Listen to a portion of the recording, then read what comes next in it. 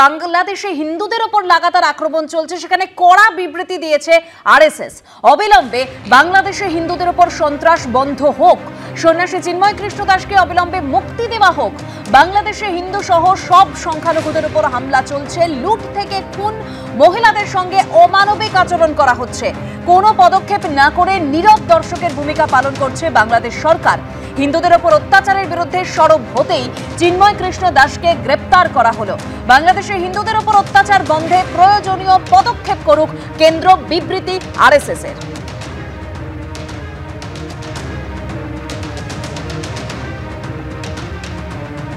বাংলাদেশে যা হচ্ছে সেটা তো রাজনীতির বিষয় নয়। এখানে তো বিজেপির অভ্যাস সবকিছু নিয়ে রাজনীতি করা। আরজিকর নিয়ে রাজনীতি করেছে, বাংলাদেশ নিয়ে রাজনীতি করছে। আরে বিজেপির সরকারই তো ক্ষমতায় কেন্দ্রে। এই বীরত্বটা দিল্লিতে গিয়ে দেখাক। আমরা তো চাই যে বাংলাদেশে যে অনাচার চলছে তার বিরুদ্ধে ব্যবস্থা হোক, কিন্তু ব্যবস্থা তো মামাটি মানুষের সরকার বা পশ্চিমবঙ্গ সরকার নিতে পারবে না। আপনাকে তো সংবিধান মানতে হবে।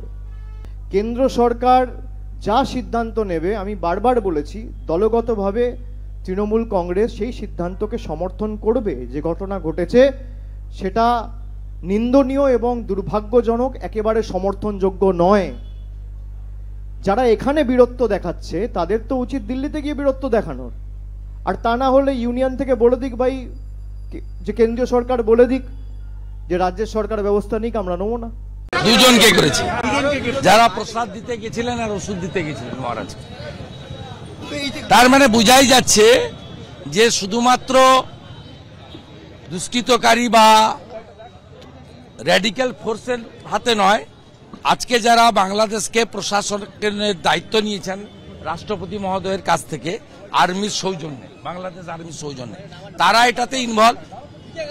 যখন রাষ্ট্র ক্ষমতা সরাসরি ধর্মীয়ভাবে সংখ্যালঘুদেরকে খতম করতে চায়, তাহলে কার হস্তক্ষেপ করা উচিত? জাতিসংঘের। আমি এটা আমার ব্যক্তিগত মত, ভারত সরকার নিশ্চিতভাবে উদ্যোগ নিয়েছে, ব্যবস্থা নিয়েছে। এবং আমি মনে করি যে পৃথিবীর সবচেয়ে বৃহৎ সামাজিক সংগঠন আরএসএস এর পক্ষ থেকে, রাষ্ট্রীয় স্বয়ংসেবক সংঘের পক্ষ থেকে আজকে যে বিবৃতি সামনে এসেছে, এই বিবৃতির মধ্য দিয়ে আগামী দিনে ভারত সহ যে সমস্ত মানবিক দেশগুলি রয়েছে তাদের অবিলম্বে ইউএনের মধ্যস্থতায় পিস কিপিং ফোর্স ইমিডিয়েট, যত তাড়াতাড়ি সম্ভব পাঠানো উচিত।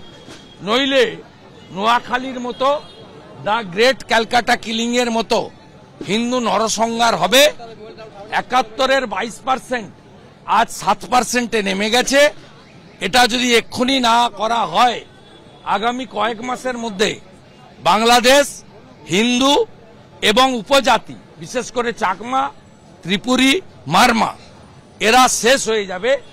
অবিলম্বে এনআইএ এবং এনফোর্সমেন্ট ডাইরেক্টরেট আরো সক্রিয় হওয়া উচিত এবং ভারত সরকারের স্বরাষ্ট্র দপ্তরের বিশেষ আইন এনে পশ্চিমবঙ্গে বর্ডারে সরাসরি জমি ক্রয় করা উচিত বাজার মূল্যে। মমতা ব্যানার্জিকে আর চিঠি লেখা উচিত না।